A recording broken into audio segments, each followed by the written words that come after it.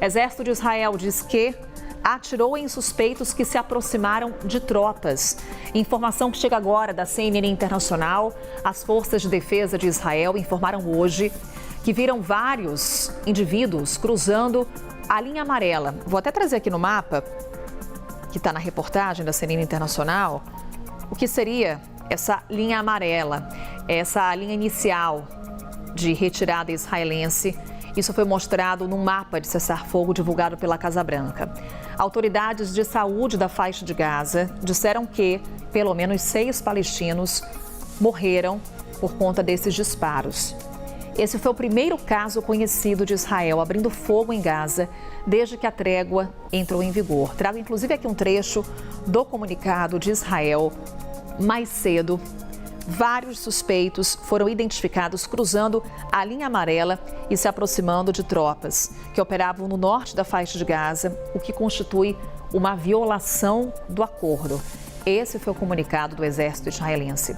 Foram feitas várias tentativas de distanciar os suspeitos. Eles não obedeceram e continuaram se aproximando das tropas, que abriram fogo para dissipar a ameaça. O exército israelense, então, pede aos moradores de Gaza que sigam as instruções e evitem se aproximar das tropas mobilizadas nessa área. E aí a gente chama o nosso analista, Américo Martins. Já com essa atualização, Américo, e aí 2 pontos que eu queria tratar com você nesse nosso segundo momento aqui de conversa no Novo Dia. Primeiro, o quão frágil ou não é esse acordo entre Israel e Hamas, diante dos fatos recentes que estamos acompanhando, inclusive no dia de hoje. E um outro ponto também, Américo, que há uma expectativa para a reunião que vai acontecer aí na Europa sobre a reconstrução de Gaza. Os próximos passos para Israel e Gaza estão claros? Não estão claros, Carol, mas vamos à sua primeira pergunta antes. Esse incidente de hoje, que levou à morte desses palestinos, mostra que esse cessar-fogo é, sim, bastante frágil. Inclusive porque nem todos os corpos daqueles reféns que, infelizmente, morreram nas mãos do Hamas na faixa de Gaza foram entregues às suas famílias em Israel. Apenas 4 corpos foram entregues de um total de 28.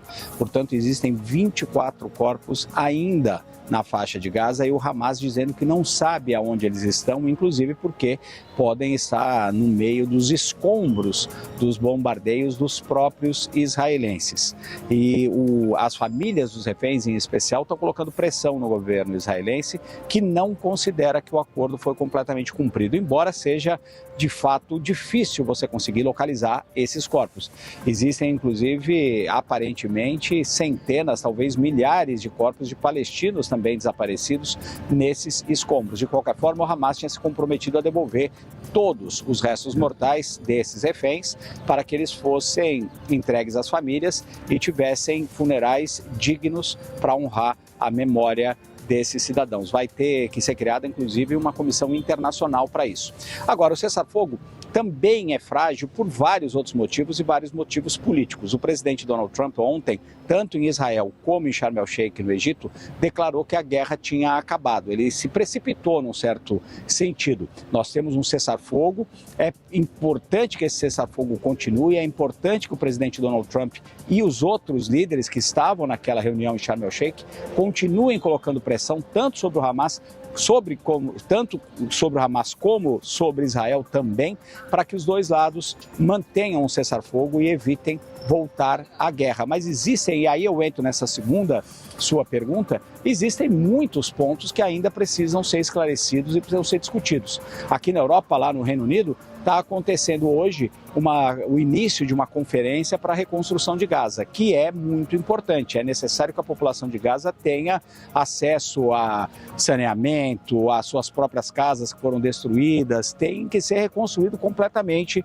aquele território palestino, inclusive para permitir que o próximo governo que vai ser estabelecido, de preferência sem a participação do Hamas, tenha inclusive estabilidade. Mas existem muitos outros pontos e eu queria destacar 3 que mostram por que esse acordo é frágil e o que ainda precisa ser discutido. Em primeiro lugar, a demanda para que o Hamas deponha suas armas. Esse foi um assunto que foi falado muito, foi discutido, é uma exigência do plano do presidente norte-americano Donald Trump, mas até agora o Hamas não deu nenhum sinal de que vai fazer isso. Pelo contrário, os militantes do Hamas já estão patrulhando as ruas da faixa de Gaza, inclusive há a notícia de que eles entraram em confronto com outros militantes dentro do território palestino e inclusive estariam tentando capturar, eventualmente matar outros palestinos que eles consideram que teriam colaborado com a invasão israelense. Então não é um bom sinal, muito pelo contrário. Segundo ponto que é muito importante é a retirada das tropas israelenses de toda a faixa de Gaza.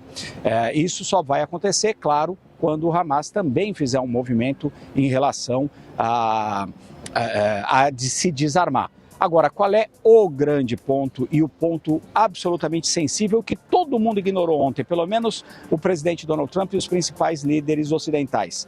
A criação de um Estado da Palestina. Essa é a única possível solução e ela é muito complicada para que se tenha, de fato, paz no Oriente Médio. É a falta desse Estado da Palestina que tem levado a muitos desses conflitos naquela região do Oriente Médio. O presidente Donald Trump simplesmente se esquivou desse assunto, inclusive quando se encontrou com o presidente da Autoridade Palestina, Mahmoud Abbas, ontem em Sharm el-Sheikh. Foram os líderes árabes, por exemplo, o general El-Sisi, do Egito, que defendeu claramente isso, falando só vai existir paz no Oriente Médio com a criação de um Estado da Palestina.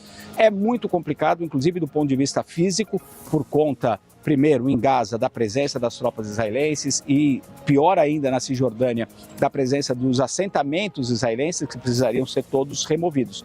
Mas essa é uma condição fundamental aí para que a gente possa, de fato, aspirar a ter paz no Oriente Médio. Então, é um processo muito delicado e muito complicado, e nós estamos falando muito no desarmamento, no cessar-fogo, na entrega dos reféns, o que foi um ótimo sinal, obviamente, na libertação de prisioneiros palestinos, agora na reconstrução, mas em algum momento vai ter que se falar do futuro político da faixa de Gaza e da Cisjordânia, Carol.